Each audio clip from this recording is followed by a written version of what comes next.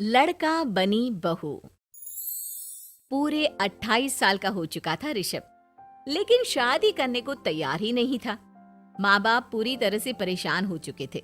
जब भी किसी लड़की का रिश्ता ऋषभ के लिए लेकर आते तो वो शादी करने से साफ मना कर देता, चाहे लड़की कितनी भी सुंदर, कितनी भी अच्छी क्यों ना हो। ऋषभ के माँ बाप को इसकी वजह समझ में नहीं आ रही थी। अरे ऋषभ बेटा, अच्छी खासी नौकरी लग गई है, दिखता भी इतना अच्छा है। आखिर बात क्या है, तुझे शादी क्यों नहीं करनी? देख, तू हमारा इकलौता बेटा है। अगर तू शादी नहीं करेगा तो कैसे काम चलेगा? लेकिन मैं शादी करना ही नहीं चाहता। मुझे कोई लड़की पसंद नहीं आती। अरे बेटा, अगर कोई लड़की तुझे पसंद हो तो उससे शादी कर ले, हमें कोई ऐतराज नहीं है। हाँ ऋषभ बेटा, अब देख, तेरी माँ से भी काम नहीं होता। घर में एक बहू आ जाएगी तो कम से कम घर का माहौल भी अच्छा होगा और तेरी माँ को मदद भी मिल जाएगी। लेकिन मम्मी पापा कहाँ ना, मुझे लड़कियां पसंद ही नहीं आती। अरे लड़कियां पसंद नहीं आती तो क्या लड़का पसंद आता है? वो तो वक्त आने पर ही पता चलेगा। ऋषभ की बात सुनकर उसके माँ और पापा का सर चकरा जाता है। कुछ दिनों के लिए ऋषभ अपने ऑफिस के काम से शहर से बाहर जाता है और जब लौट कर आता है तो सामने का नजारा देखकर उसके माँ पापा बेहोश होते होते रह जाते हैं। अरे ये क्या, ये तुम्हारे साथ कौन है? माँ, ये दीपक है, मेरी पत्नी। हम दोनों ने शादी कर ली है। दीपक तुम्हारी पत्नी कैसे हो सकता है? अरे दीपिका होती तो बात समझ में भी आती। ये तो लड़का है। तो क्या हुआ पापा, आजकल तो ये सब फैशन में है और मैंने आपको बताया था कि मुझे लड़कियां पसंद नहीं आती। अरे तो इसका मतलब ये थोड़ी है कि तुम दीपक को दीपिका बनाकर ले आओगे। मुझे बहू चाहिए, बहू के रूप में, ये आदमी नहीं। लेकिन मम्मी जी, मैं आपकी बेटे से बहुत प्यार करती हूँ। मेरा मतलब करता हूँ। अरे इसको तो करता हूँ करती हूँ का अंतर भी नहीं पता। लेकर जाए इसे वापस। अगर आपने इसे घर से बाहर निकाला पापा तो मैं भी इसे के साथ चला जाऊंगा। मैं ऋषभ के बिना जी नहीं सकती। मेरा मतलब जी नहीं सकता। हमारा जिंदगी भर का साथ है, प्लीज हमें अलग मत कीजिए मम्मी जी, पापा जी। हे भगवान, ये तूने क्या दिन दिखाया? तेरे बेटे को थोड़ी अकल दे दे, लड़के को बहू बनाकर घर में ले आया है। अब क्या होगा? हम दुनिया को क्या मुंह दिखाएंगे? माँ, बेकार में परेशान हो रही हो। दीपक आपके सारे काम करेगी और एक अच्छी बहू की तरह आपके साथ रहेगी, देखना। पहले तो खुद तो क्लियर कर ले कि यह कुछ करेगा या करेगी। बाद में हम सोचते हैं कि हम क्या करें। बहू के आने के बाद क्या करते हैं? मुंह दिखाई की रस्म तो आप भी वही कर लीजिए। आप चाहे तो मैं पूरे मोहल्ले में न्योता दे आती हूँ। अरे रहने दे, तेरी वजह से बेइज्जती और ज्यादा होगी। आई बड़ी, अब मेरा मतलब है आया बड़ा न्योता देने वाला। अगले दिन सुबह के वक्त दीपक बड़ी नजाकत से चलता हुआ सबके लिए चाय बनाकर सुबह सुबह बालकनी में आ जाता है। प्रणाम मम्मी जी, प्रणाम पापा जी। ये देखिए, चाय बिल्कुल आपकी पसंद की है। मुझे ऋषभ ने सब कुछ बता दिया था कि आपको क्या क्या पसंद है। हे भगवान, ये सब क्या हो रहा है? ये क्या नौटंकी है? नौटंकी कहाँ है? माँ देखिए तो, मेरा दीपक आपका कितना ख्याल रख रहा है। लाओ, अब जो भी है, जैसे भी है, चाय पियेंगे ही सही। थोड़ी देर के बाद, वैसे दीपक, चाय तो तुमने बहुत अच्छी बनाई है। चलो कुछ तो अच्छा हुआ। अगले दिन, अजी सुनते हैं, आज पैरों में बड़ा दर्द हो रहा है। लग रहा है घुटनों में फिर से कुछ न कुछ प्रॉब्लम हो रही है। डॉक्टर ने वो दवाई दी थी, उसकी मालिश करो ना अपने घुटनों पर, आराम मिल जाएगा।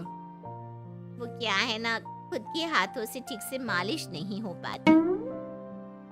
अरे मम्मी जी, आपको परेशान होने की क्या जरूरत है? मैं हूँ ना, लाइए मैं आपके पैरों पर मालिश कर देता हूँ। मेरा मतलब कर देती हूँ। अरे रहने दे, रहने दे।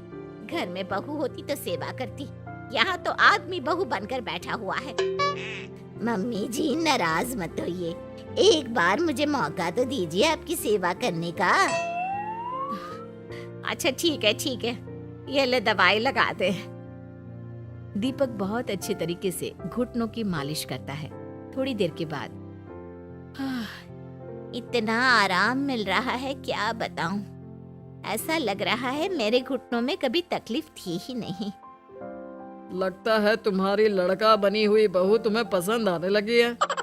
ऐसा कुछ भी नहीं है, वो तो बस इतने अच्छे से मालिश की इसलिए मैंने इसकी तारीफ कर दी। मम्मी जी पापा जी आपस में लड़ाई नहीं करते। अच्छा आप ये बताइए शाम के खाने में क्या खाएंगे? पनीर दाल मखनी पुलाव कुछ भी स्पेशल बता दीजिए। अरे भाई ये सारी चीजें मुझे तो खाने में बहुत ही पसंद है। तुम क्या कोई औरत हो जो पनीर दाल मखनी बनाओगी? हाँ, अरे लड़का हो तो लड़के की तरह बिहेव किया करो ना। भले ही मैं लड़का हूँ तो क्या हुआ, अब तो मैं ऋषभ की पत्नी और आपके घर की बहू हूँ, तो मुझे उसी तरह से रहना पड़ेगा ना। अच्छा ठीक है, जो तुम्हें पसंद है बना लो। आदमी रसोई में खाना बनाते हुए कैसे लगते हैं जरा मैं भी तो देखूं। शाम को दीपक सबके लिए अच्छा सा खाना बनाकर डाइनिंग टेबल पर लगा देता है। ऋषभ ऑफिस से जब लौट कर आता है, सब लोग खाना खाने के लिए बैठ जाते हैं। अरे वाह, क्या गजब का पनीर और दाल मखनी बनाई है। ऐसा जायका तो होटल के खाने में भी नहीं आता। दीपक कितना अच्छा खाना बनाती हो, मेरा मतलब बनाते हो। तुम्हारी इसी अदा की वजह से तो मुझे तुमसे प्यार हो गया।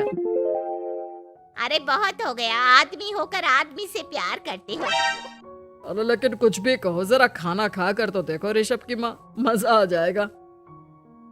हाँ वैसे बात तो आपकी सही है, खाना तो वाकई में लाजवाब है।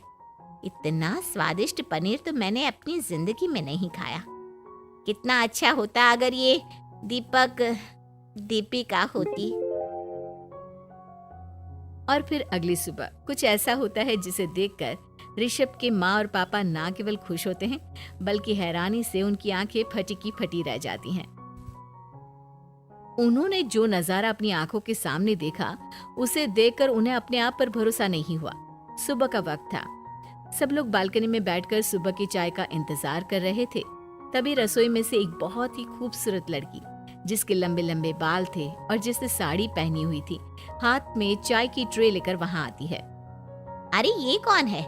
रातों रात हमारा लड़की बहू बन गया क्या? मुझे लगता है कोई सपना देख रहा है। इतनी सुंदर बहू तो हमने सपने में भी नहीं देखी। देखा माँ, जादू हो गया जादू। अरे लेकिन ये है कौन? तुम्हारा वो आदमी वाला पत्नी कहाँ चला गया? आपने मुझे पहचाना नहीं? मैं दीपक नहीं दीपिका हूँ। इतने दिन से लड़के के कपड़े पहनकर आपके घर में आपकी बहू बनी हुई थी। माँ ये दीपक नहीं, दरअसल ये दीपिका थी, लेकिन इसे लड़कों की तरह रहने का शौक था और इसे लड़की की तरह रहना मंजूर नहीं था, इसलिए मैं इसे लड़के के रूप में आपकी बहू बनाकर यहाँ ले आया। तो फिर अचानक ये उसका हृदय परिवर्तन और रूप परिवर्तन कैसे हो गया? वो क्या है ना, मुझे बाद में एहसास हुआ कि आप लोग इस बात को लेकर बहुत दुखी हैं कि आपके बेटे ने एक लड़की के साथ शादी की है, इसलिए मैं अपने असली रूप में वापस आ गई। हमने कोई पुण्य कर्म किए होंगे जो तुम्हारे जैसा मेरा मतलब तुम्हारे जैसी बहू मिली, इतनी खूबसूरत और इतना ख्याल रखने वाली। भला हो भगवान का कि हमें लड़की बहू मिली है, लड़का बहू नहीं।